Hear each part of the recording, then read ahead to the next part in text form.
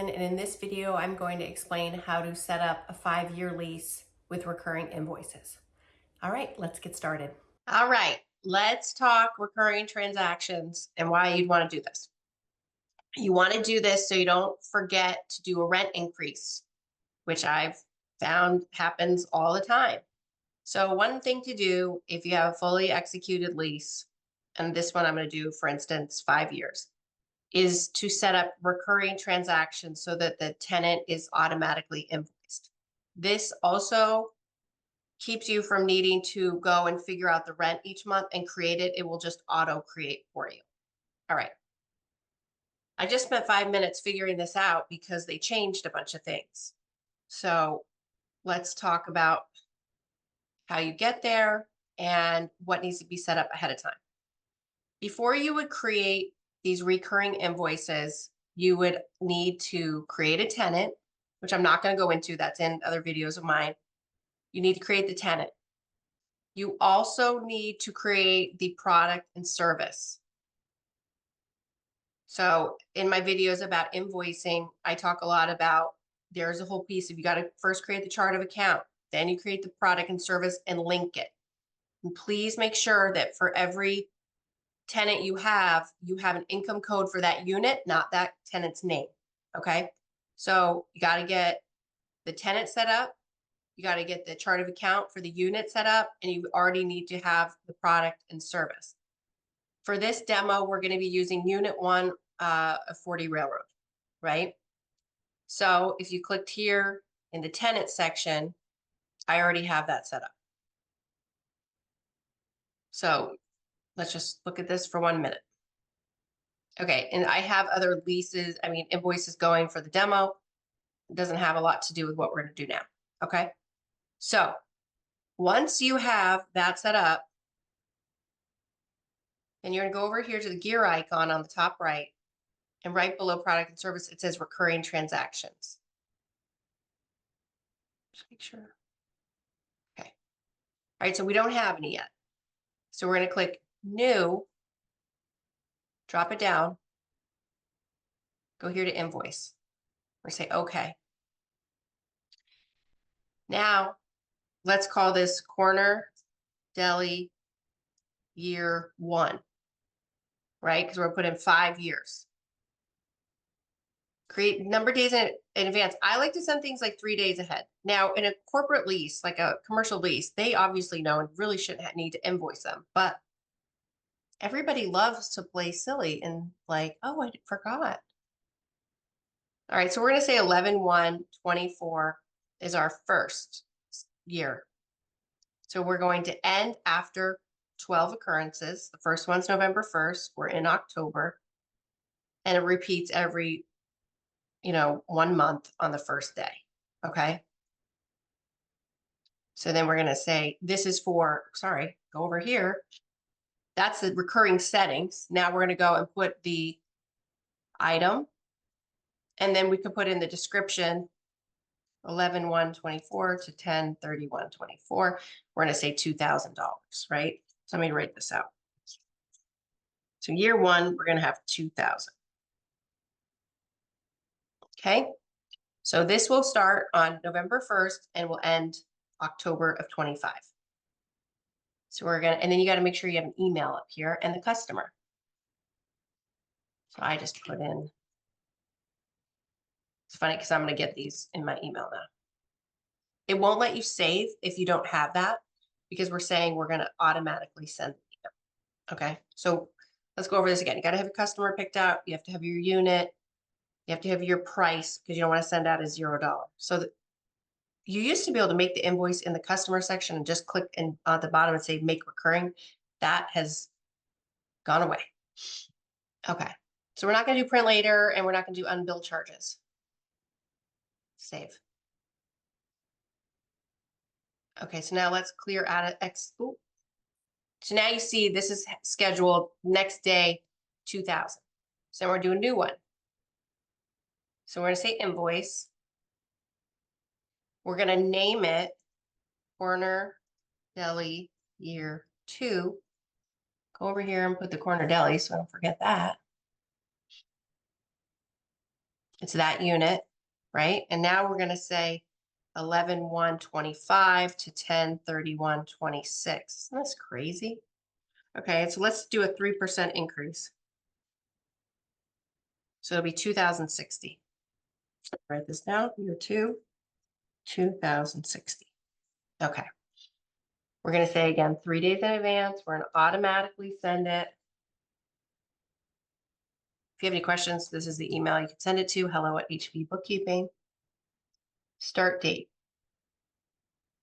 So I'm going to just do 11/1/2025. Okay. Ends after 12 occurrences, repeats monthly. And we're doing it 3 days in advance. Save.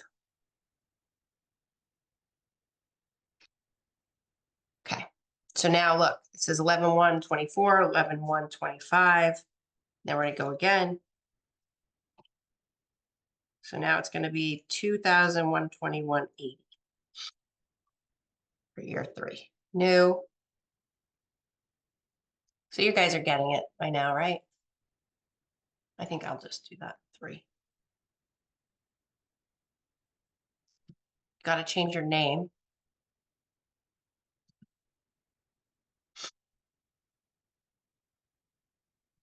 And if I put this in the section, again, make sure you pick the right one. So this is 24, 25. This is 11/1/26. This is crazy. 3 days in advance.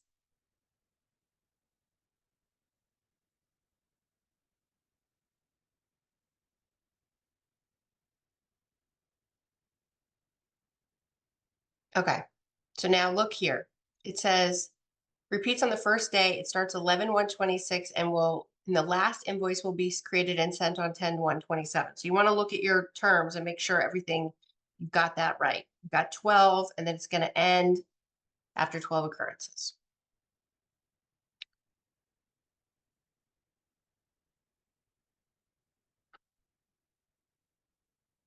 So I'm going to go over here to tenants and I'm going to fix that thing so I don't keep having to do it. So see if that works.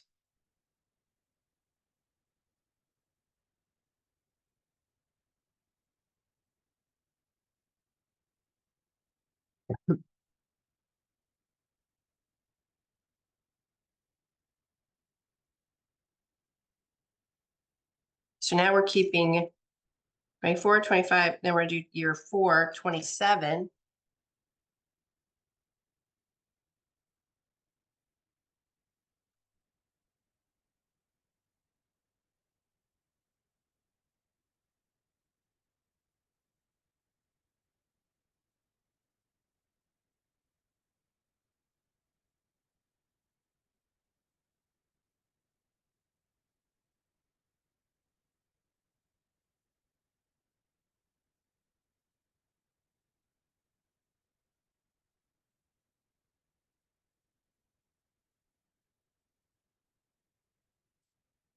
See how the rent keeps going up. You would just follow, I'm just making this up, that you would just follow your lease.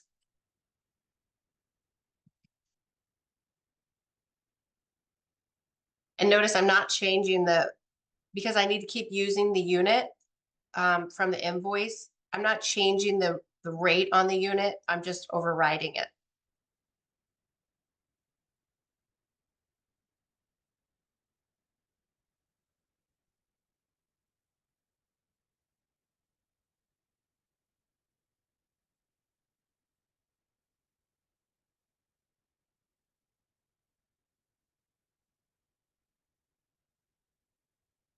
Again, it's going to start on 11/1/27 and end on 10/1/28.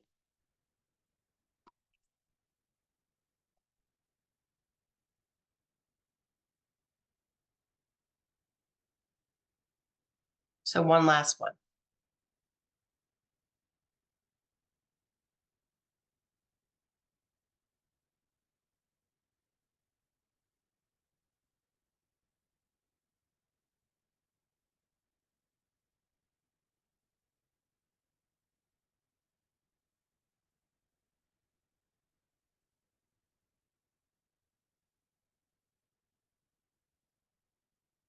Each template name needs to be different.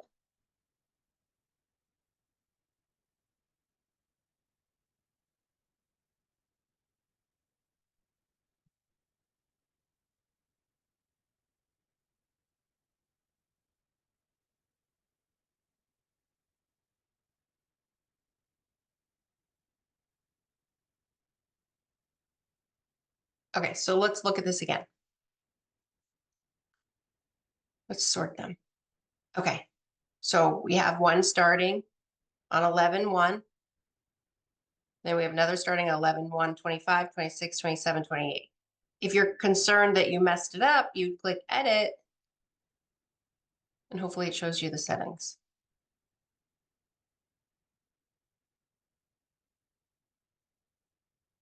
Or not. Okay, here it is. Repeats the first day, and you see it's definitely only for 12. So you'll just go in that edit and check it out that way. Okay, I hope this you found this helpful, and this will keep you from forgetting to raise your rent. All right, have a great day.